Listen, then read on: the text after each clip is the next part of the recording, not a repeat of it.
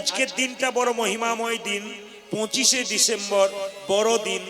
কেউ কেউ যীশু খ্রিস্টের জন্মদিন বলে, কিন্তু বাইবেল ঘাঁটলে দেখতে পাবেন বাইবেলের কোনো জায়গাতে কিন্তু যীশু খ্রিস্টের জন্মের তারিখ লেখা নেই। যারা বাইবেল পড়েছেন, হ্যাঁ, খ্রিস্টানরা, তারা বলতে চাইছেন যে বাইবেলের কোনো জায়গাতে যীশু খ্রিস্টের জন্মের কোনো তারিখ নেই। কিন্তু এটাকে আমরা যীশু খ্রিস্টের জন্মদিন পালন করি।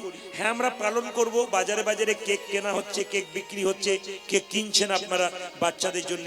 প্রতিটি বাচ্চা কিন্তু আজকে জানতে পেরে গেছে 25শে ডিসেম্বর। মা বাবা কানের সামনে বলছে, জানিস আজকে যীশু খ্রিস্টের জন্মদিন, আজকে বড় দিন। কিন্তু আমরা সবই বুঝতে পারছি, যেদিন রং খেলা হলো সেদিনকে আপনার বাচ্চাদেরকে আপনি বলেন আজকে মহাপ্রভুর জন্মদিন। এইটাই আমাদের দুঃখের ব্যাপার, যে স্বয়ং কলিযুগের ভগবান যেদিন জন্ম নিলেন সেই দিনটা আমরা জানতে পারলাম না।